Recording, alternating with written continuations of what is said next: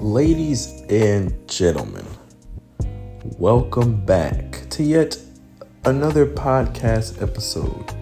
And today I sound a little bit better, but I know y'all didn't expect to see me, or not even see me, hear me back to back like this. But this is a podcast episode I've kind of been holding off on, but I have done a lot of research. I have really looked into this topic that we're going to get into today simply because I think I've kind of gotten over this whole thing that we're going to talk about today. So today's topic is toxic relationships. And when I say that, I don't necessarily mean like a relationship with a significant other. It can be a romantic relationship. It could be a family relationship. It can be friendship. It can be whatever, right? So for everybody who's been living under a rock and is not sure what a toxic relationship is, before I simply describe what a toxic relationship is, I'm going to break down how this podcast episode is going to go. So I am going to break down two things. I'm going to break down what a toxic relationship is, and then I have 10 key points that I'm going to discuss for what a toxic relationship is. Then I'm going to go into preventing a toxic relationship. And for preventing a toxic relationship, I have 12 key points for that. So sit back, relax, and tune in, right? So first, what is a toxic relationship? I look at it as a toxic relationship is kind of characterized as like harmful behavior, right? It's a pattern that negatively affects the emotion, and that negatively affects the emotional and physical well-being of whoever's involved. Like I said, friends, family, significant others, whatever. And this type of relationship can occur in various forms. Like I said, in a romantic relationship, friendships, family dynamics. So now we're going to get into the key features of toxic relationships. And key feature number one is lack of support. And what I mean by lack of support is your partner may undermine, let's not even say your partner. Let's not make it seem like this is just about one person. Partners, so either or, may undermine each other's goals, dreams, or self-esteem instead of providing encouragement and support. Meaning that I could tell somebody, hey, I'm kind of nervous about, trying out for, the marching band. Trying out for the marching band. I need all the support I can get. And then maybe your partner's like, nigga, you can't play no damn drums. And that shit's stupid and that shit's dumb. And so basically they putting you down for something that, you want to do. You're looking for support, but they just being negative. Right? And not topic, but point number two kind of goes with what I was saying at the end of point number one is criticism. That means you got frequent negative judgments and criticism, which can really mess up self-esteem and create, a feeling of inaccuracy, right? So criticism is basically like, why do you dress like that? Why do you look like that? Why are you doing this? Why are you doing that? Why don't you do this? Why don't you do that? Like, the thing about criticism, though, is that some people can take it and some people can't. But the thing is, when you constantly criticize somebody about what they do, eventually they're going to get tired of that, right? Point number three is manipulation and control, which could mean one partner may use manipulation, guilt, to control the other, making them feel trapped or powerless. So basically, I've always said, if it's a guy that I work with, for example, you can tell by his demeanor that he is somebody that likes to control people. You can tell that he's somebody that likes to control his friends, his family, and his girlfriend. Beep that out. Beep that yawn out. I've had a long day. But anyways, it's a guy at work, and you can just tell by his demeanor that he preys upon people that are that have issues, right?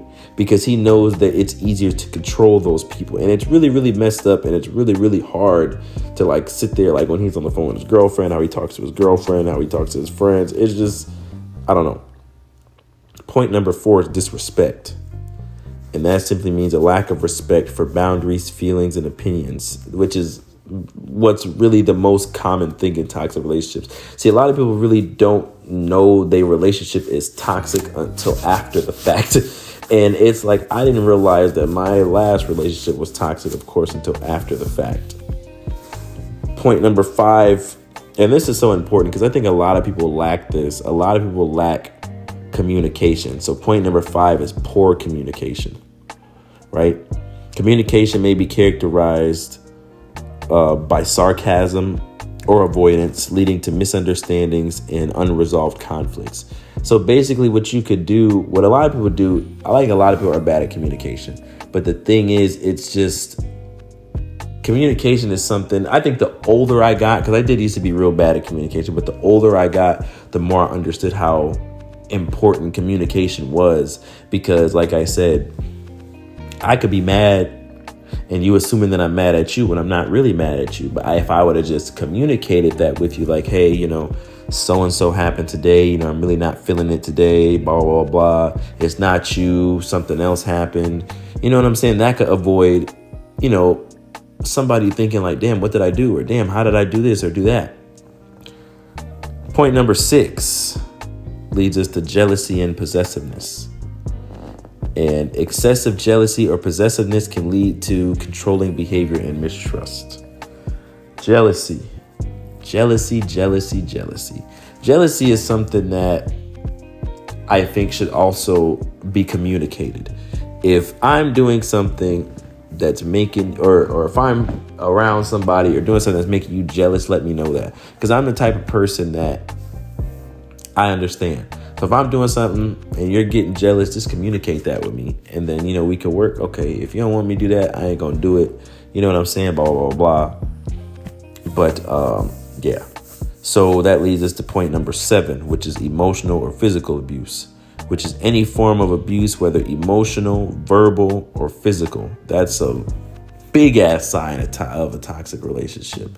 My thing is, and a lot of people might not even know that, the stuff that you say can really mess with somebody's head. Like, for real.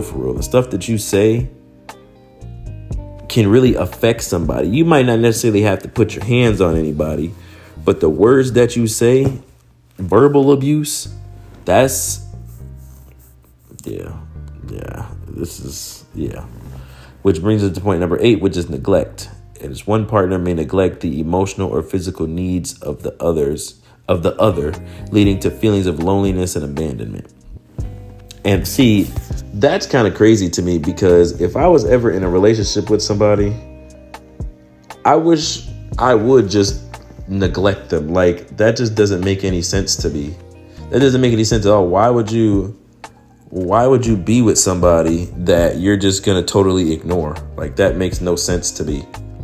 That makes no sense to me why you're going to waste somebody's time if you, I don't know. I don't know. When I came across that one in research, like neglect, and started looking it up, that just didn't make any sense to me. Like, if you got to a point where you felt like you didn't want to be with somebody, why don't you just leave them alone? Like, so you're just going to just be like, oh, well, I'm still going to be in a relationship with you, but I'm just going to totally blow you off. So that leads us to point number 9, drama and conflict. Constant arguments or drama can create an unstable environment, making it difficult for individuals to feel secure or content.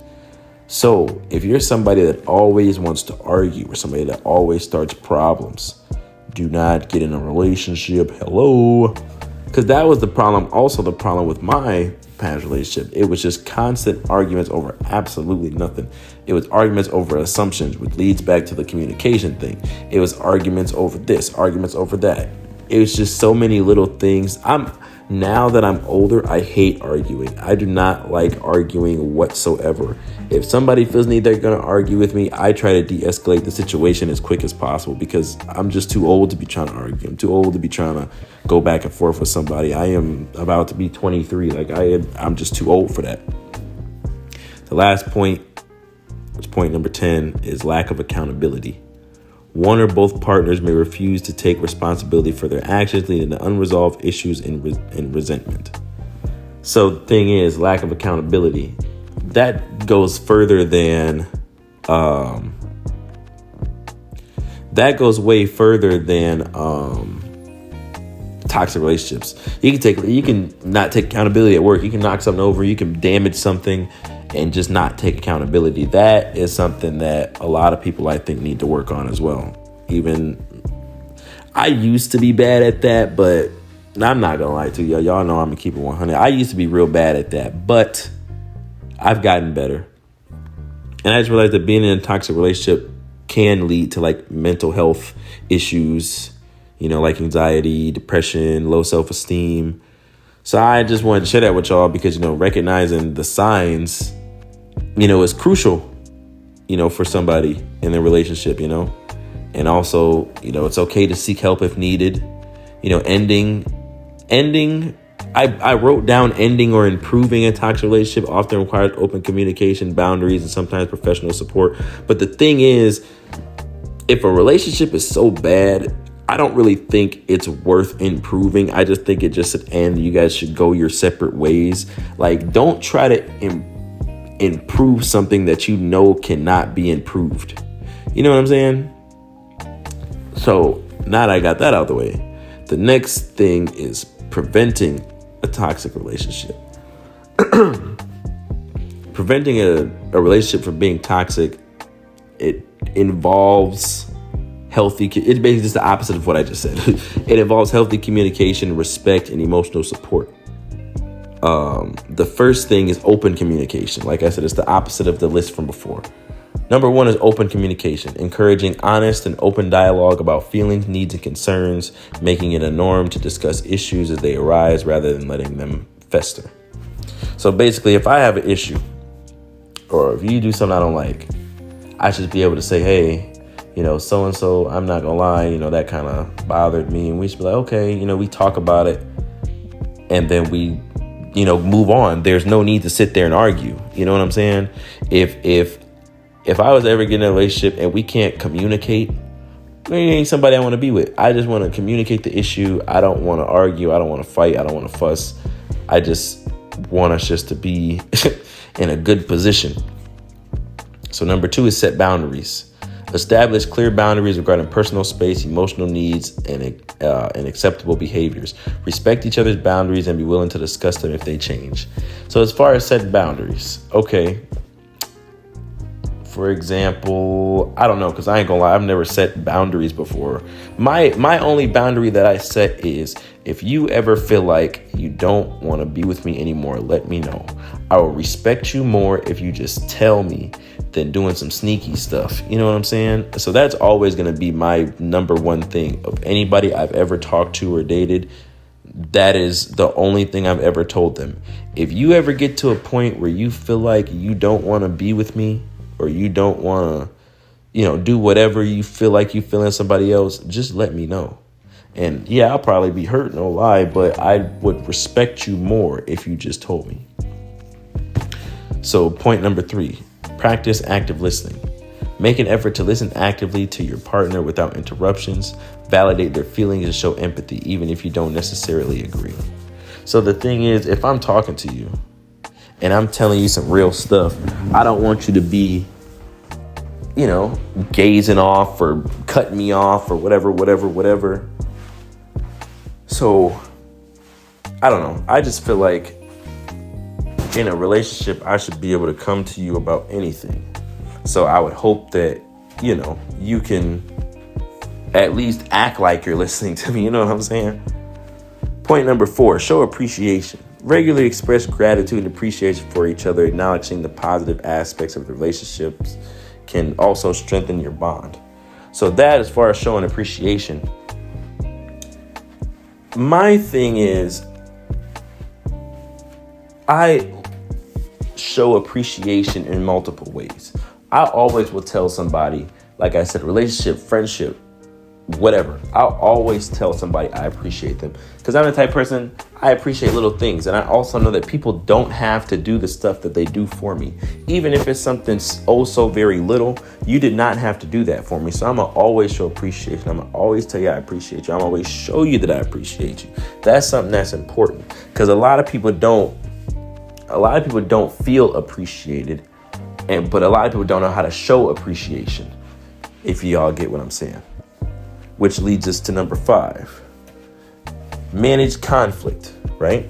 So you approach conflicts with a problem-solving mindset. You focus on finding resolutions rather than winning arguments. Use I statements to express feelings without placing the blame. So basically, I feel like I don't ever just accuse somebody of something. So if there's an issue, it goes back to the communication thing. Y'all see how everything running together? I told you I did research on this shit. Everything's running back together. Communication. But the thing is, communication and arguing are different. If I'm going to communicate something to you, I'm going to come, like I said, with an open mindset. I'm willing to listen so that we can figure out what the issue is, solve it, and move on with our life. What the fuck? Anyways, somebody just flew past my apartment window. But anyways, damn, I forgot some of that, threw me off. But anyways, what was I talking? Oh, conflict. Yeah, it all loops back around to the whole communication. Because communicating and arguing are two different things. Communication is your understanding. Arguing is you not listening to shit the other person is saying. And that's not good. Which leads us to number 6. Encourage independence. Support each other's individual interests and friendships. Healthy relationships allow both partners to grow independently as well as together. So that's what I'm saying. So if you're in a relationship, you shouldn't always do, I want to do this, I want to do that. You shouldn't always be, I want to do what I want to do. It should be, okay, let's find out what we like to, like what we got in common, what we like to do together, or let's just swap. We do what you want to do, we do what I want to do. Boop, boop, boop, boop, boop, boop, boop. It should never be just one person. We're always doing what that one person wants to do. Because, I mean, that's unfair. Hello. Which leads us to number 7. Be mindful of your own behavior. So reflect on your actions and how they may affect your partner. Take responsibility for your mistakes and be willing to apologize when necessary. Yet again, this is wrapping into taking accountability and communication. So basically say, I mess up, I do something, I forget to do something. I'm not going to blame that on you. Well, you told me to do too much and you knew I was busy. No. Okay, I'm sorry, I forgot. But tomorrow or later, I can go do it for you. I'm sorry, I know you wanted, let's say, for example, I was supposed to get you something to eat. I forgot. You said you wanted me to get you something to eat, but I will go out and get you something to eat now. I'm sorry that I forgot originally, but I will go get you something right now. Point number 8, stay emotionally available. Be attentive to your partner's emotional needs and be there to support them, especially during difficult times. In a relationship, I feel like every type of ship, relationship, friendship, family ship, whatever, always be there when they need you. Because I'm telling you from experience, it does not feel good when there's nobody there. But that was speaking from like a relationship point of view. It does not feel good when there's nobody there. Because I'm the type of person, I'm going to always show up when you need me. I'm going to always be there when you need me. But the thing is, that don't work one way. If I'm there for you, I expect you to be there for me. Point number 9, seek balance. Ensure that both partners contribute equally to the relationship in terms of effort, time, and emotional investment. A balanced relationship is less likely to become toxic. So basically, if I put in effort to see you or put in effort to do this, I expect you to put that same effort in. Simple. This is a relationship we work in, half and half. You put in the effort to see me, I'm putting the effort to see you. You put in the effort to hang out, I'm putting the effort to hang out. But I'm the type of person, you put in the effort, I'm gonna put it in 2 times harder just because I fuck with you. You put in the effort, I'm gonna put it in 2 times harder. Always. I've always been that type of person, but I'm not expecting you to do that. I'm just expecting you to put in the effort, just a decent amount. Me, I'm going to do it 2 times harder just because that's the type of person I am. Point number 10. Now, this is one that this is one that nobody ever really listens to. Recognize and address red flags early. Be aware of signs of toxicity. I just gave y'all the signs of a toxic relationship, such as constant criticism, manipulation, or disrespect. Address these behaviors early on before they escalate. But that also kind of goes back to the determining if something is worth saving or not. That circles back to the other point. Determine if something is worth saving. If it's a red flag, like someone's cheating, I just say just go on. But if it's a red flag, like, oh, well, they don't really show me enough attention or blah, blah, blah, just talk about it. Tell them how you feel. Go back to the communication thing. Tell them how you feel. I don't feel like you give me enough attention. I don't feel like this. I don't feel like that. Communication is key. I'm telling y'all, I would never tell you anything wrong. Communication is key. All these points go back to communication. Communication is more important than what you think, and it took me so long to realize that. Goes to point 11. Invest in quality time. Make time for each other to nurture your relationship. Shared experiences and quality time can strengthen your connection. Because the thing is, shared experiences and quality time. See, that's the thing. That's what I said. That goes back to the fucking one of the other points. But I got too many points in here. But you invest in quality time. I'm investing quality time, seeing how you doing, seeing how you feeling, seeing, you know what I'm saying? Seeing how you doing, how you feeling, how you been. Because I'm interested in shit like that. This is so funny because this whole episode I said friendships and family. Everything I've said has been relationship related, but still. But I'm just saying, speaking from experience, I want to know how you're doing. I want to know what you're going through. I want to know, how can I help you better this? How can I help you, figure this out? Because you're not alone in a relationship. You're not alone. I want to help you with whatever you got going on. And last but not least, seek help when needed. If you notice persistent issues in a relationship, consider seeking the help of a therapist or counselor. Professional support can provide tools and strategies for improving your relationship dynamics. Okay. Now let me break this one down, because this one, as far as a relationship goes, like with a significant other, like I said, you got to know when to determine if it's worth saving or not. Because I ain't trying to be funny. Them type of relationships come and go. Now, friendships, same thing. Determine if it's worth saving or not. Now, family, that I would say you would, because family always going to be family, regardless of what happened. Family always going to be family. So I would suggest that's where you would determine, is it worth talking to that person or is it worth going to go see somebody? Because I'm not trying to be funny. If actively working on these areas, actually, if both partners or however many partners can contribute to a loving, supportive, and healthy relationship, it's less likely to be toxic. A relationship goes both ways. So, I don't know. But like I said, it took me a long time to really get an idea of what a toxic relationship is, because it never hit me until after the fact I got out of one, when I realized that I was in one. That's why I'm so attentive now. That's why I haven't been in a relationship that long. I mean, a relationship in a long time, because I'm looking for something that is not toxic. I'm looking for something that's going to last. I'm looking for something that's going to, have a...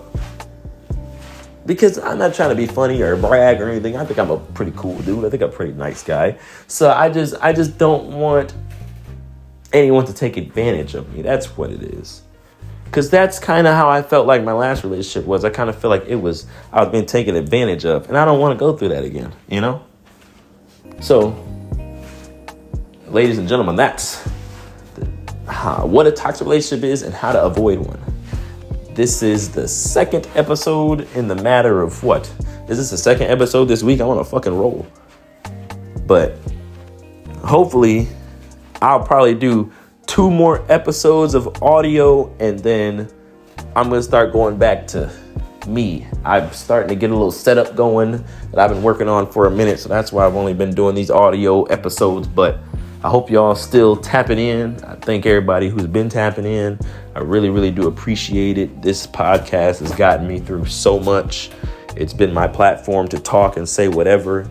And I really, really appreciate everybody that's been hanging in there and, tapped in with me from the SoundCloud days. I really, really do appreciate you guys. And I'll catch y'all on the next one. Peace out, boy.